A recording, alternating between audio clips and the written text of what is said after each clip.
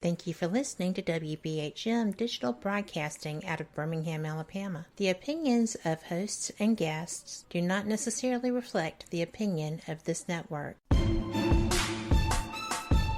You are listening to WBHM Digital Broadcasting, the best in paranormal talk only on Paranormal Experience Radio. Broadcasting live out of Birmingham, Alabama. This is Ghost Talk with 187PI. Sit back and prepare yourselves for an adventure into the paranormal world with host Shelly Robertson and 187PI research team. Ghost Talk is broadcasting live from Ohio's most haunted jail. Learn about their ongoing research at the jail and abroad, investigation techniques, and their personal encounters. Here is your host of Ghost Talk and 187PI founder, Shelly Robertson.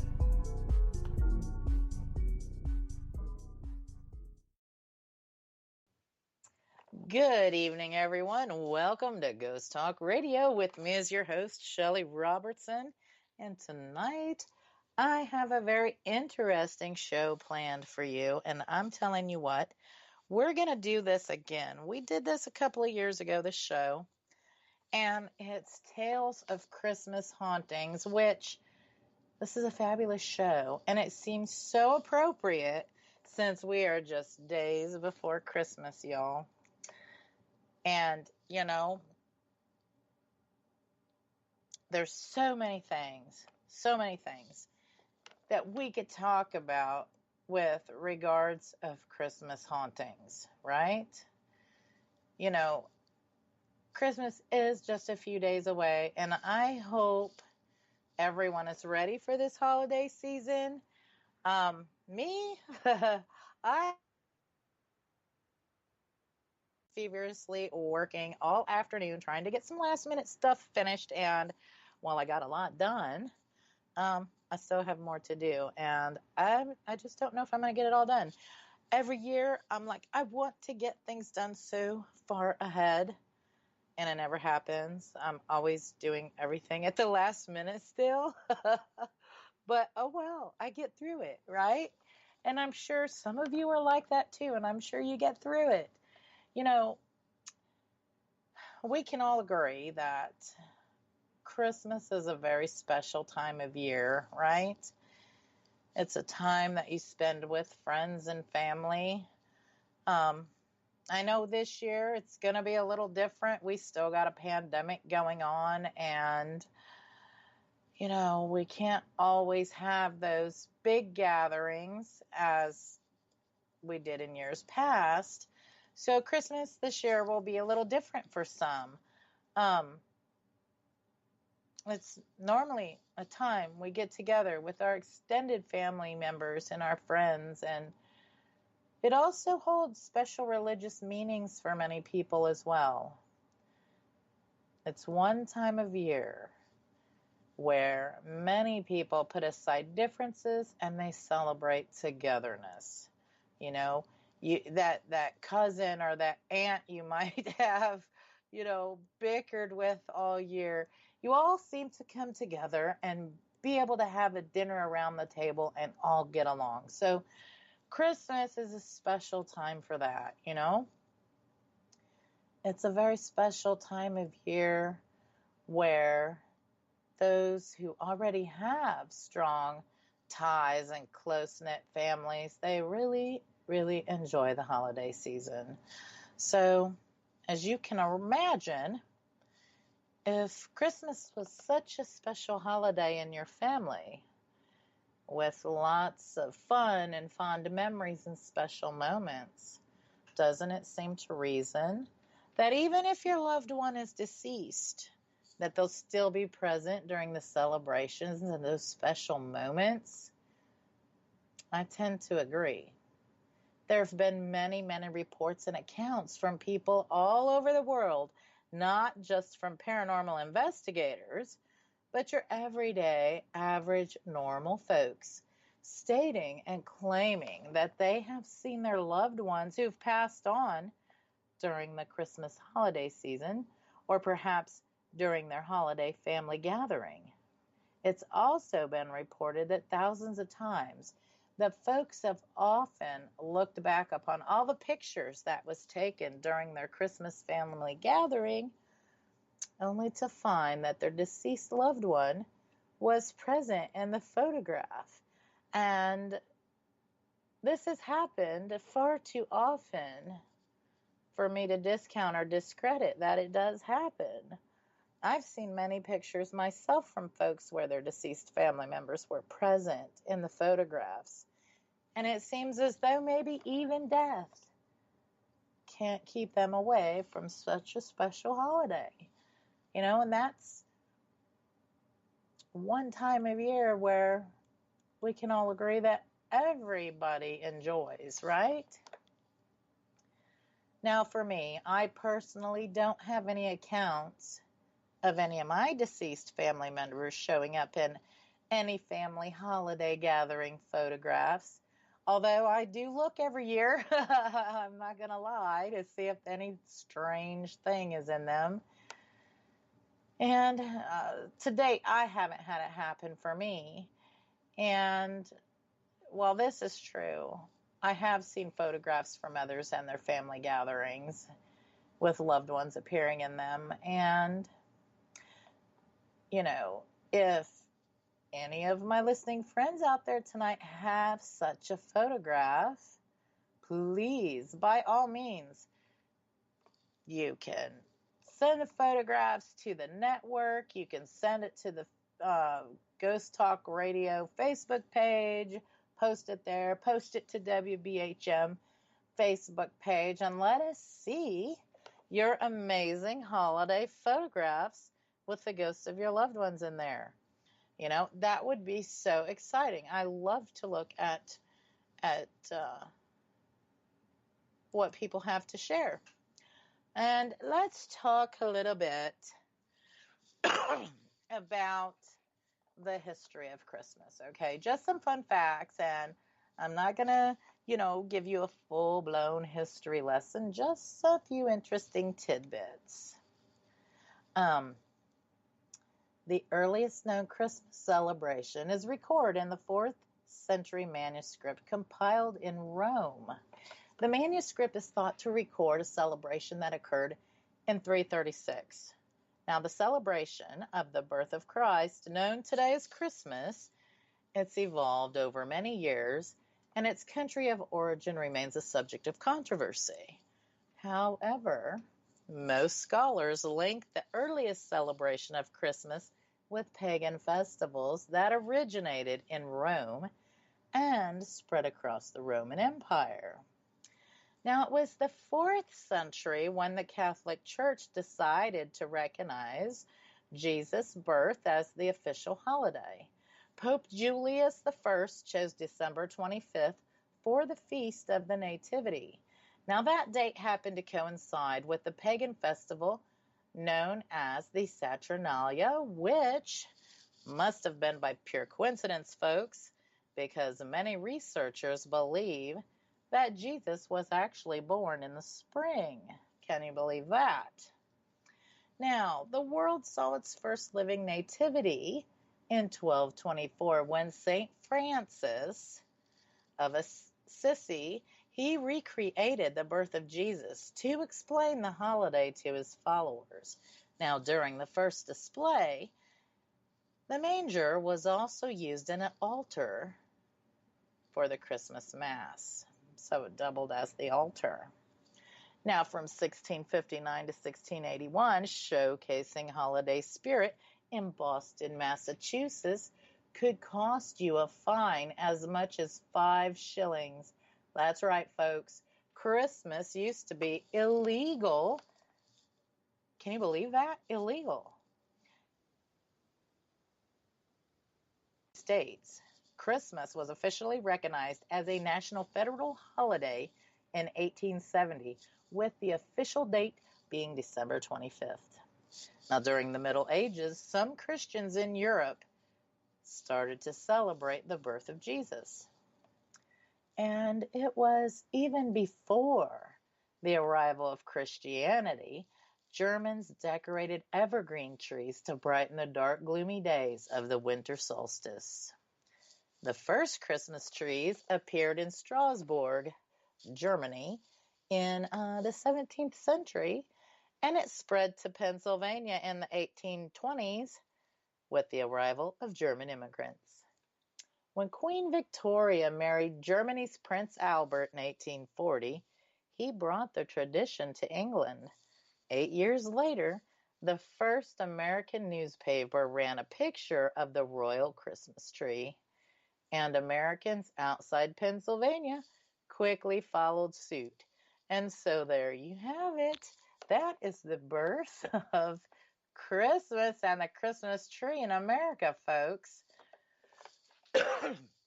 You know, it's funny that while Christmas time should be full of holiday cheer and celebrations, let me tell you, that isn't always the case. Christmas time does not get a free pass from crimes and murders and horrific happenings. Some of the most brutal and heinous crimes have actually happened on Christmas Eve or Christmas Day. And it is a well-known presumed fact that many hauntings as well as paranormal activity occur around tragic events and untimely deaths. So, you can say that sometimes the people that were victims of such horrific crimes and murders, especially around holidays, namely Christmas, which is the topic of discussion tonight, maybe these folks had some unfinished business.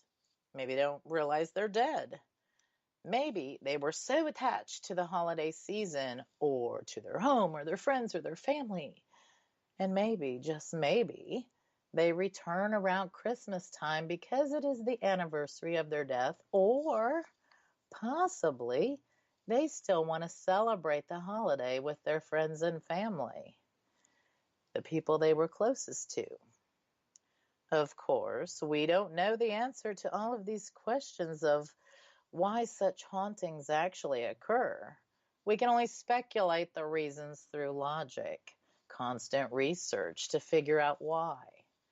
And sometimes, depending on the location and the circumstance and the severity of the tragic event, or maybe the material of the surroundings, sometimes the energy from these events leaves imprints and timestamps on the environment that play like an old movie over and over again when certain conditions are met, or when certain conditions are just right, such as maybe atmospheric conditions trigger the events. Now, tragic events and horrific murders that have happened at Christmas all over the world for many decades, they have. It's sad, but it happens every year, actually. Many of these tragic events that I'm going to tell you about all have reported hauntings of one kind or another, either at the location of the crime scene or the burial spots of the people. Some of the hauntings occur in the general vicinity or location of the crime. This happens sometimes, we believe.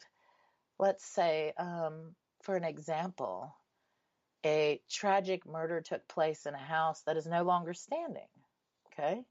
However, the spirit of the deceased is being attached to the property, and the property's gone, so they may still roam the grounds, or that they might even roam a new house that's built on the property or a new building, because it's the actual location. Oftentimes, tearing down an old structure and building a new structure on the same land does not prevent or remove the haunting. Countless cases and investigations have proven this fact. So, now let's get to some of the hauntings and the stories that evolve and that are reported to happen at Christmas time, shall we? One of the saddest cases, and one that I followed extensively when it happened. And I've followed it throughout the years. And even, they bring it up and they even go over some of the case files. Even today, they'll take another look at it. And I know most of you are going to be familiar with the case because it was splashed all over the headlines for years and years. And that was the little JonBenet Ramsey case. And JonBenet Ramsey was a little 6-year-old girl who lived with her affluent family in Boulder, Colorado. Her mother was once a beauty queen named Patsy, who decided that her daughter, JonBenet, should follow in her pageant footsteps. Well, JonBenet, she was just a little pageant princess, and she was just a very beautiful little girl. And one tragic night on Christmas Day in 1996, in the very late evening hours, JonBenet would be murdered. It all started the day after Christmas. Patsy Ramsey reported that her daughter was missing, and she was frantic, okay, as anyone would be if their child was missing. Shortly after that, a lengthy ransom note was discovered, which was speculated to be in Patsy's handwriting, and the dollar amount that was on this ransom note, it just so happened to be in the same dollar amount of her husband John's bonus check. Okay, now, I remember when this happened, and I'm like, oh my gosh. It pointed at her guilt really terribly, right? Or it would have to have been somebody very close to the family or working situations or something, right? So just 8 hours after that, her parents found her body in the basement.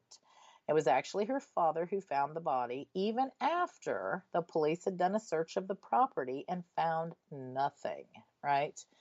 Then the father ends up finding the body. And the doctors who performed her autopsy ruled her death as a homicide by strangulation and a skull fracture, okay? The autopsy also determined that her murder had to have occurred on Christmas Day. That is very, very sad. Now, over 20 years later, much of the case remains shrouded in mystery, right? At first, her parents were suspects, as well as her, at that time, 9-year-old brother. Of course, there was so much contamination of the crime scene that it was virtually impossible to figure out who actually killed JonBenet Ramsey. And there is so much information surrounding this case. And I could do, a whole show just on this case alone and all the people they investigated and all these different clues, right? However, that was the case in the nutshell. Quickie overview of JonBenet Ramsey case, all right? Now, over the years, the house where they lived and the house where JonBenet Ramsey was found murdered has been up for sale, and it's been sold and bought, and I think it could even be up for sale again. I'm not exactly positive. Now, of course, with this being such a high-profile murder case, as you can imagine, it has piqued the interest of paranormal investigators. And, why wouldn't it? People trying to see if they can get help from the other side to solve that little girl's murder case. Because, I think that sometimes spirits can help out in a magnitude of ways. So it was a couple of years back when some paranormal investigators did visit the location in the house where JonBenet was murdered in Colorado. And there was a snapshot floating around. It's a picture of the spirit of JonBenet Ramsey. Now, I have seen this photograph However, I do not know for fact that is indeed a valid, true photograph. There has also been EVP sessions where the investigators obtained the voice of a little girl, even captured her laughter, right? They do believe that it is the voice of John Benet Ramsey. Now, I myself would be interested in visiting the Boulder, Colorado home to conduct some research of my own and maybe, wish little John Benet a Merry Christmas and hopefully she is resting in peace right now from this. And with that, folks, we will be back after this short break. You are radio on WBHM-DB.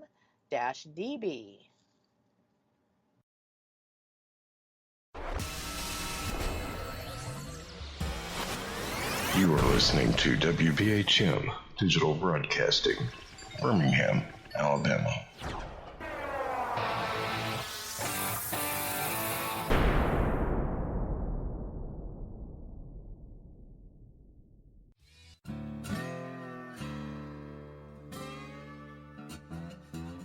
Oh, come on. I'm Southern, but...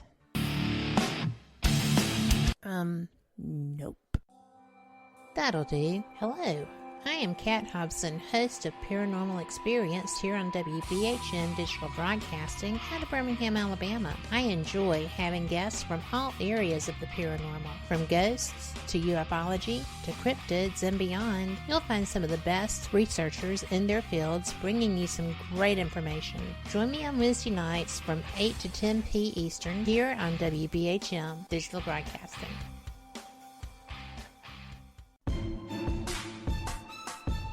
You are listening to WBHM Digital Broadcasting, the best in paranormal talk only on Paranormal Experience Radio. Broadcasting live out of Birmingham, Alabama. Since 1948, Fate Magazine has brought you reports of the strange and unknown, all of them true.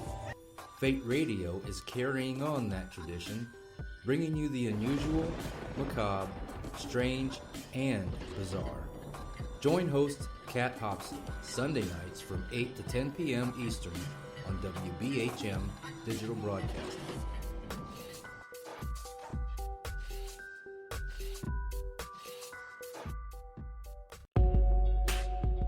You are listening to WBHM Digital Broadcasting, the best in paranormal talk, only on Paranormal Experience Radio, broadcasting live out of Birmingham, Alabama.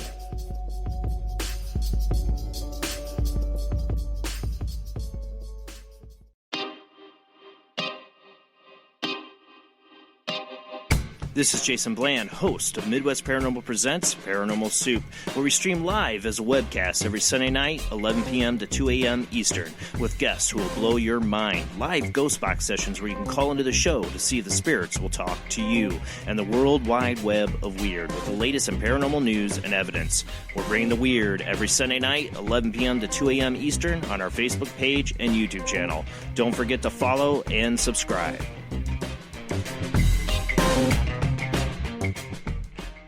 Thank you for listening to WBHM Digital Broadcasting out of Birmingham, Alabama. The time is 23 minutes after the hour. Welcome back to Ghost Talk Radio with me. And if you missed the first part of the show, no worries, folks. You can catch the full show archive on Spreaker, Google Play, iTunes, iHeart Radio. I tell you what, wherever you have a subscription, you can probably find us, okay? Right before the break, I was talking about a murder case of a very young, beautiful little girl who was John Benet Ramsey and the hauntings in her Boulder, Colorado home, right?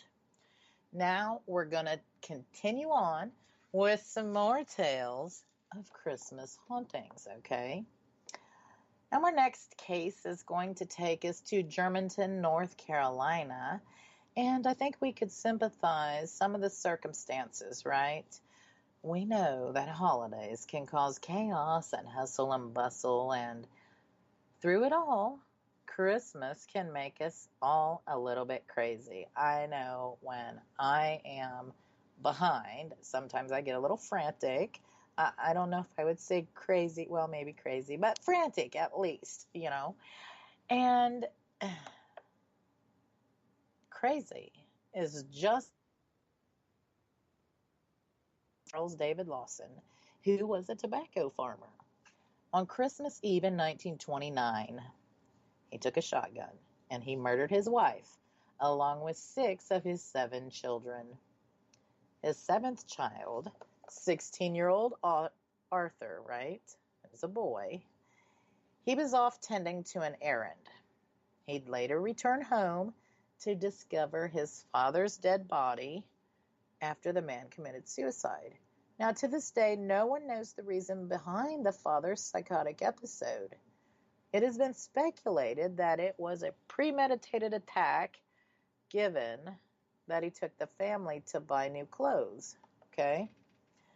And after the new clothes, he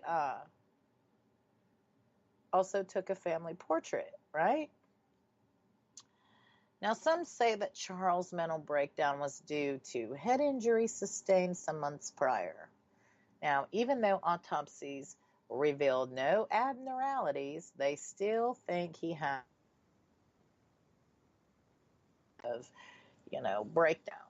Others think that Charles was feeling guilty over a rumored relationship with his 17-year-old daughter Marie, where talks about town was he supposedly got her pregnant. This, of course, no matter the reasoning, was a horrific and tragic event on Christmas Day. Following the murders, the house, as you can imagine, became a tourist attraction, but it was closed shortly thereafter. Now, all of the family members were buried in a mass grave not far from the church grounds. Many people have reported that the house is haunted and that the family can never truly find peace due to the fact that they were buried on the outside of the church grounds, right? And back in them days, they were very particular, the churches, on who they would bury within the church grounds. And so something like this, of course, that's why they weren't buried within the church ground cemetery.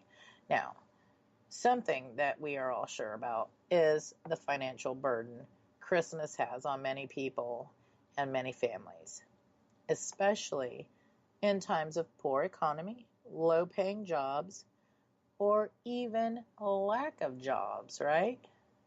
And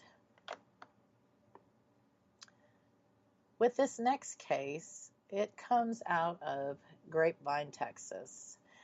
And it's a tragic story of a fella named Aziz and his family murders that happened on Christmas Day in 2011. This fella named Aziz and his wife, they were having financial troubles, and basically when he lost his job, the family filed for bankruptcy, and eventually the couple got divorced. Well, this more tragic story unfolds basically because Aziz, his ex-wife, who is now living in an apartment with their 3 children, had a huge Christmas Eve party with many friends and family, and of course, she did not invite Aziz. So the next day, Aziz showed up at her apartment dressed in a Santa suit, and it was reported that his ex-wife, his 2 children, and 3 other family relatives were around the Christmas tree, and they were opening their gifts on Christmas morning when Aziz came into the apartment, and he opened fire on all of them, killing everyone before killing himself. It was speculated that he committed this horrific crime due to the fact that he was jealous that his ex-wife was doing much better financially than he was. And, of course, also for the fact that she had left him, right? They, through this case, the research and stuff, they found that there were even text messages sent out by those family members that were at the gathering prior to their murder. And in those messages, some of the family members stated that he showed up for Christmas trying to be father of a year in a Santa suit, right? So these text messages were sent out right before they were murdered. It has been reported that there have been strange noises, screams, and even gunshots heard in the vicinity of those murders at this location. And as you can imagine, that is a tragic and horrific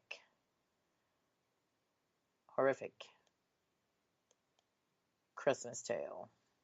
Now, this next case, it takes us to Covina, California, and it was Christmas Eve in 2008, and approximately at 11:30 p.m., a man named Bruce Pardo arrived at the home of his ex-in-laws dressed in a Santa Claus suit, right? Under one arm, he held a large gift-wrapped package, and in the other hand, he held a 9mm semi-automatic handgun. He knocked on the door, and when the door opened, Pardo opened fire. Several victims immediately fell. One potential victim escaped to a neighbor's house, and it is reported by the police that Pardo killed some of the family execution style. Horrific. Following the chaos, Pardo opened the package he carried with him to reveal a flamethrower. Believe that. A flamethrower he built himself. He sprayed the entire house with fuel, then set the house and some of the victims on fire. In the process, he himself was badly burned. He then leaves the house set ablaze. He was injured and he was in pain, and eventually, of course, firefighters arrived to the house and they spent over an hour and a half putting the fire out. It was eventually revealed that Pardo took 10 lives, including his own. The very bizarre detail of the Pardo murders is what happened after he killed his victims and set the house on fire. It seems as though he even burned himself. He drove to his brother's house over 30 miles away. His brother wasn't home at the time of his arrival, right? So Pardo entered his house anyway and took his own life with a shotgun. Now, because of the heat of the fire, it was reported that large chunks of the polyester Santa suit had melted right into Pardo's skin. Bruce Pardo was a man with no previous history of violence or mental illness. However, it was clear that Pardo was gearing up for something for quite some time, because after his death, the police recovered even more guns, bombs, and other instruments of mayhem at his residence. One can only speculate why Pardo went from an ordinary man to a Santa Claus bomb maker. It was learned that he was recently fired from his job as an electrical engineer, which, I suppose, near the holiday time, that can weigh heavily on anyone and cause a lot of stress, right? Additionally, he recently divorced his wife, and he was ordered to pay child support, and he was already paying child support for 3 children from yet a different marriage, right? So it seems as though he just couldn't afford all of this, and since he also lost his job. So it could just be that Pardo was just an extra extreme example of a man in dire straits, eager to free himself from his ex-wife and a mountain of debt. Perhaps in such thoughts of despair, one might think of unimaginable ways to escape. Me, I surely wouldn't, but, you never know what other people will do. Nonetheless, an entire family ended up dead at the hands of an evil Santa Claus. But my question is, and I say this on all these cases, my question is, why would someone choose Christmas to do such a horrific act, right? I guess that is the question that many folks take to the grave and will truly never know the answer. There have been reports of multiple occurrences and paranormal activity at multiple locations resulting from this crime, including noises, voices, and people have even reported seeing apparitions of the ex-wife. So that is a tragic event. Now, our next case takes us to Chicago, Illinois. You know, a lot of things happen in Chicago, and Chicago is known to be a very, very haunted city. All kinds of things there. There was this 41-year-old man who was discovered decapitated in a Chicago home on Christmas Day in 2013. And so this one isn't all that old. The murder took place in a quiet, secure neighborhood, right? The older man was murdered by an 18-year-old named Alexis Valdez, and it happened in the basement. The relationship between the two was unclear at the time, but one woman saw them fighting outside before the murder took place. It's also unclear if the man was decapitated before or after he was killed. Evidence does point to after he was killed, which I would certainly hope that was the case. Not that I'm condoning any murder, but oh my gosh, how horrific if he wasn't already dead, right? Now, following the investigation, it was discovered that the man killed was Valdez's aunt's boyfriend. It was reported that, the head was actually intended as a gift or present, if you will, for his aunt. Oof, how horrific. It had been reported that outside the home where the gruesome murder took place, people have seen the apparition of a man standing in the windows. Gruesome and spooky indeed, and such a horrific crime on Christmas Day. And thank goodness the killer was caught, right?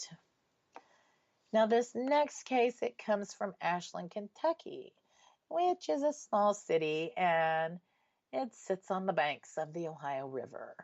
It was also home to the well-known Gibbons family. On Christmas Eve back in 1881, a horrific crime took place. There were 3 children in the Gibbons household. Robert was 17, and he was also disabled. Then there was Fanny, who was 14, and Sterling, who was 11.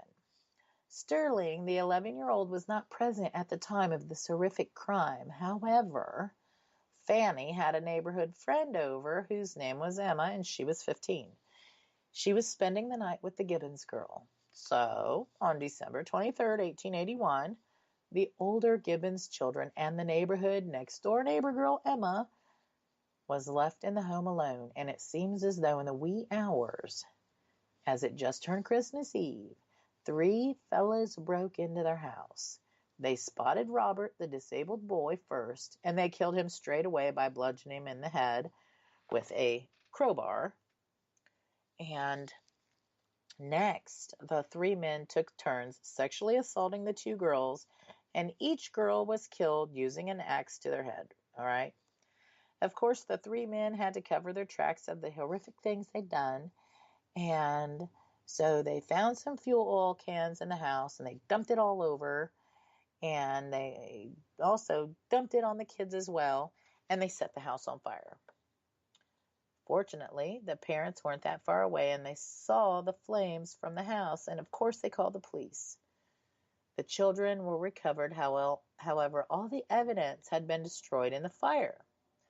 The 3 men were found out, and they were charged for the murders, and a man named George Ellis, a man named William Neal, and a man named Ellis Craft were the 3 men. Neal and Kraft, they were sentenced to death, while Ellis was sentenced to life in prison. And to make a long story short, the mob, as well as angry townspeople, took matters into their own hands, and they broke into the jails and they killed all the guilty men themselves, taking the law into their own hands. And back in those days, vigilante justice was not that uncommon, and I think that happened quite more often than what you can imagine. You know, and sometimes I think that today it's warranted too. Shame on me for saying that, but it is what it is. I will tell you, paranormal activity has been reported in the area where the Gibbons house had burnt down, and reports of apparitions believing to be the children have been spotted in the vicinity where the house was. I mean, this was such a sad and tragic case on Christmas Eve nonetheless, right? This next case, it takes us to San Diego, California. On Christmas Eve 2013, a triple homicide took place in San Diego. The case had police stumped for time, and it became notorious among the locals. The first two victims in the case were shot in the Macy's parking lot at the Mission Valley Mall. The two victims, Flint and Salvatore, they died in the hospital a couple of days later. The third victim was Salvatore's brother, as well as Flint's fiance. Right? Now, Gianni went missing after the shooting and was later discovered in the trunk of his car. He'd also been shot. A man named Carlo Mercado was arrested in connection with the three murders. It's been reported that on Christmas Eve, the ghosts of Flint and Salvatore have been seen in the Macy's parking lot. Many people have seen this, I guess. This next case, it takes us to Irvington, New Jersey.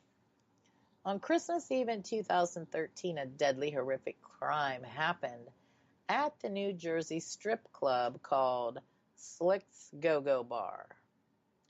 The bar was filled with over 100 patrons and workers. You know, this night, there was this fella, Anthony Fields, who was 19 at the time. He came to the strip club with a concealed gun, all right? The bouncer of the strip club wouldn't let him enter because he had a gun, of course. So Anthony Fields opened fire, and he killed the bouncer and two other people inside. Two other people were injured during this assault, and it was found that Fields was intoxicated when he committed these three murders. Fields was later apprehended at his mother's house in Florida. So from New Jersey, he ran to Florida. And it's been reported that strange noises have been heard, as well as other paranormal anomalies have been reported around the Christmas holiday at this Slick's Go-Go Bar location. Now, it seems so odd and strange to me why and how, at such a joyous occasion, you know, Christmas, that people would even think to commit such atrocious crimes. I often wonder what goes through the minds of these killers, and believe me, serial killers, the minds of serial killers, let's say, they are most fascinating. If I want to call it fascinating to me, I study them. I read about them. I read about how they're captured and what they go through, and that leads them up to committing crimes, right? It's hard to believe that there's such many of them are so intelligent. They have very high IQs. How they commit these crimes and kill lots of people. I'm just wondering, could the sideline, they could all be very smart, but could they all be products of mental illness, right? Could they be, lonely? Could they have financial burdens so badly that they would kill people on Christmas? Is it stuff, events from childhood running over into their adult life that makes them snap, I would say, This is all just so hard for me to just wrap my brain around. But like I said earlier, Christmas doesn't even give a free pass for murders that get committed on this day. Christmas is not exempt of crime. And as a matter of fact, not only murders, but many, many other crimes are committed during the Christmas holiday. And with that, folks, we'll be right back after this short break. You are listening to Ghost Talk Radio on WBHM-DB, Birmingham, Alabama.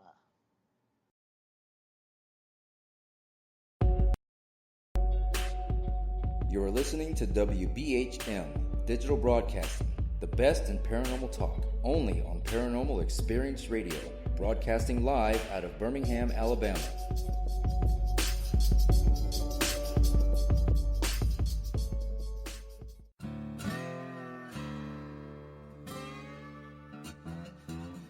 Oh, come on. I'm Southern, but...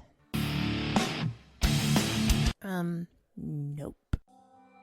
That'll do. Hello. I am Kat Hobson, host of Paranormal Experience here on WBHM Digital Broadcasting out of Birmingham, Alabama. I enjoy having guests from all areas of the paranormal, from ghosts to ufology to cryptids and beyond. You'll find some of the best researchers in their fields bringing you some great information. Join me on Wednesday nights from 8 to 10 p. Eastern here on WBHM Digital Broadcasting. Since 1948, Fate magazine has brought you reports of the strange and unknown, all of them true. Fate Radio is carrying on that tradition, bringing you the unusual, macabre, strange, and bizarre. Join host Kat Hobson Sunday nights from 8 to 10 p.m. Eastern on WBHM Digital Broadcasting.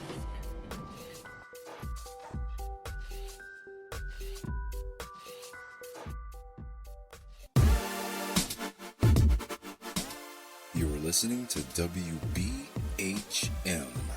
Digital Broadcasting, the best in paranormal talk, only on Paranormal Experienced Radio, broadcasting live out of Birmingham, Alabama.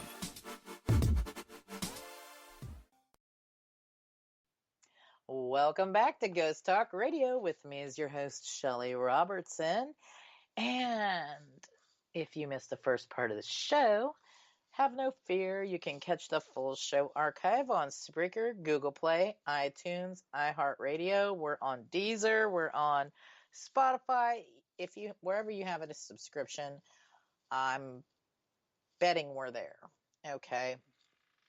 Now, I've been discussing details of Christmas hauntings and horrific crimes and cases. And, it's just bizarre why anybody would commit crimes like that, especially on Christmas. But, I guess there's all types in this world, right? And not everybody is wired correctly, I don't think. We talked a little bit about some history, some fun facts about Christmas. And we've talked about, the gruesome crimes. And now I'm going to speak briefly about a few Christmas legends and folklore. And some of these are really so much fun. They really, really are.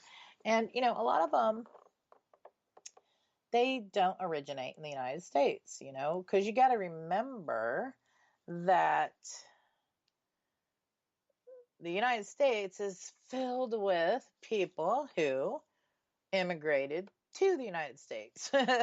So you get a lot of these things that started in other countries. Now, this here is taken from German folklore, and it seems a lot of things come from Germany regarding Christmas, right?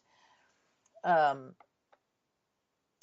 companion of Santa is the Krampus, and Krampus is a hairy goat-like demon with horns and cloven hooves who punishes the naughty children. He is sort of an Anti-Claus that carries chains, sticks, or whips to beat the children with, and he may dish out coal depending on the culture.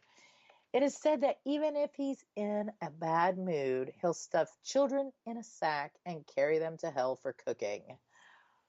Krampus Night is typically celebrated December 5th in Europe, where people celebrate by dressing as the beast, and they roam the streets drinking schnapps, which, okay, I like some schnapps.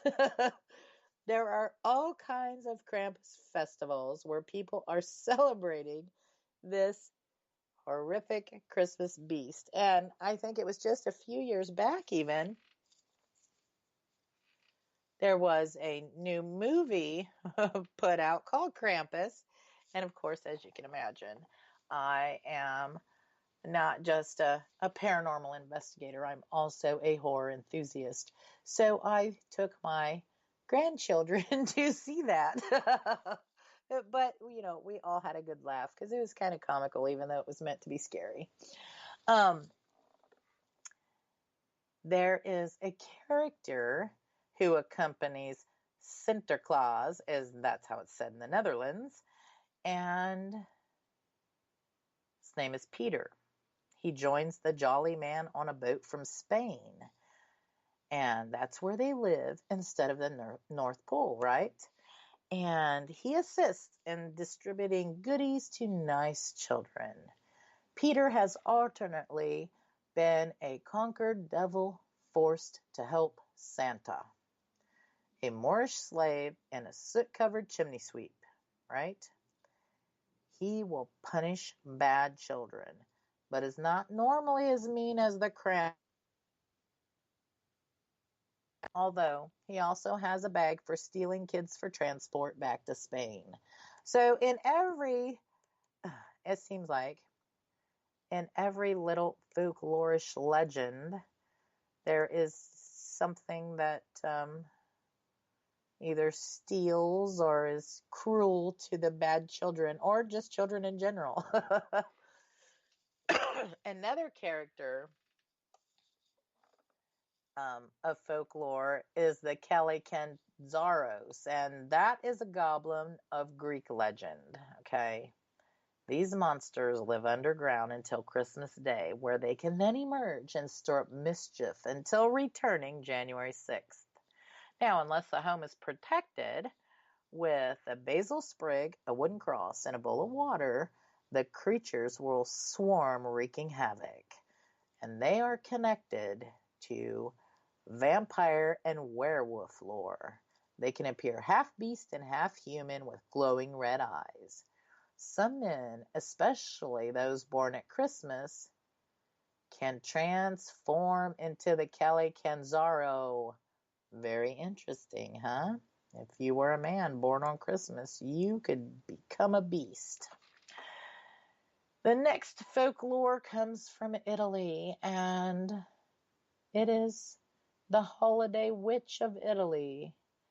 Befana delivers gifts to good children on Christmas Eve, the night before the 3 wise men were said to arrive at baby Jesus' manger. The stories of this holiday witch, they vary, but she's an old woman who encountered the wise men and turned down an invitation to join them on their quest because she was too busy sweeping. She has a change of heart and she tries to find Jesus, but she's never able to find him. Now she travels on a broom, still searching and visiting children in the meanwhile. So we have a Christmas witch, and We have a Krampus, and we have some that are connected to werewolves and vampires. Next, we have an Icelandic legend, and it is the Yule Lads, and they range from being bloodthirsty murderers to mischievous pranksters. Originally, there were 13 Yule Lads, and they would travel from the mountains where they live with their mother to the villages to scare unsuspecting victims. They take turns visiting kids 13 days before Christmas. Each Yule Lad leaves a small gift for nice kids or a rotten potato for naughty kids. Wow. A rotten potato. At least they don't snatch and kill, right? This next one is the legend of Belchanel, and there's this creepy fella that originates from the Middle Ages in Europe, and he was one of the first to separate the good kids from the naughty. However, he did allow kids to redeem themselves if they've been bad all year. Throughout the year, he would leave candy in the nice kids' houses and leave the naughty kids with a switch. Now, he never actually used the switch on the kids, and the stories vary. In some stories, he would leave the bad kids with nothing, and in other stories, he would either abduct them and never let them go home, or take them to the forest to punish them for their bad behavior. What do you think about that, folks? That, and of course, you look at our own Christmas tradition with the Santa Claus, you know. If you've been nice, he rides the sky all night long and delivers gifts under the tree. And if you were naughty, you get some coal, right? You know, so every country, every, culture has some sort of Santa folklore.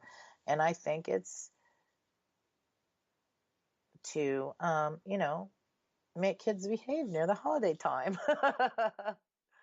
Now I want to talk a little bit about what's going on at the jail coming up.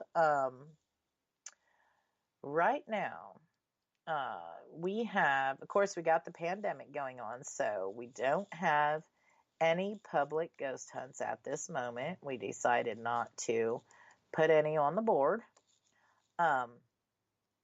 till some things calm down and possibly after, the holiday. But come February, the first 2 full weekends in February, we have Santiago Cirillo, who is known in the paranormal world as the Paranormal Magnet. He will be at the jail for meet and greets, for ghost hunts for the first 2 weekends in February. And we have a new escape game that will launch for his arrival those weekends, and it is called, the game is called The Rise of Gualtero and His Vampire Army, and it is so exciting, folks. A new game coming, especially for Santiago, and, he's involved with a series called Ruthless right now. He's been in Zombified. He's been in Rosalie, in The Walking Dead. I think there's close to 40 different movies and TV shows he's been in, and he is producing one right now. So what's really fantastic is he has a new TV series that he is working on, and it's called Smoke, and it's a paranormal TV series. And the first episode, the pilot, will be filmed at the jail, and he is looking for local folks. You don't have to have any experience for some of the roles in the series. So if you would be interested in being in a paranormal, it's a scripted show, a paranormal TV show, you will want to at least come to the meet and greet, if nothing else. And He'll have a special presentation about it, and maybe you can be a supporting role in the TV series. And then coming in March 27th, we have Doogie of Tennessee Wraith Chasers, along with Jason Hale and Jeremy Lane of the Fearless Ones. And actually, I think they're all, pretty much all together now. They are going to be coming back to the jail March 27th for a fantastic ghost hunt. And let me tell you, the last time they were at the jail, they got some fantastic evidence, and the sheriff actually spoke directly to Doogie, and you can listen to that. You can listen to that clip, that EVP, either on our Facebook page at 187PI or on the Fearless Ones Facebook page or Doogie's Facebook page. It's posted everywhere, but it was so amazing. Anyways, they're coming back March 27th, and tickets for both of these events are online, and we have some available. The March event was just posted, so you can find them. You can go to Facebook, search us up 187PI, and we'll pop right up the tickets. You can find the tickets there. You can find the tickets on our website at 187pi.com, and reserve your spot because the groups are small. We still are in a pandemic and have to follow those guidelines until we're informed differently. So there's masks and hand sanitizer stations and all of that. So then groups are small. So get your tickets and come and have a great time with us. And here is what is coming up on our wonderful network at WBHM-DB. Sunday nights from 8 to 10, we have Fate Magazine Radio with host Kat Hobson. Monday nights from 8 to 10, we have Paranormal Pride Show with Denise Pridemore. Wednesday nights, from 8 to 10, we have Paranormal Experienced with host Kat Hobson. And if you go to WBHM-DB.com, we have some more shows in the lineup as well. And almost every night of the week, you can tune in. There's great shows, some great guests. You'll want to make sure you tune into them. And as we come to a close tonight, folks, I want to thank all of our listening friends out there for taking time out of your busy schedules, especially around this holiday time. I know it can be a little hectic trying to get everything ready for the Christmas holiday season, so thank you all so much for listening tonight. I wish you all to have a very good rest of your evening and have a happy and Merry Christmas. Good night, friends.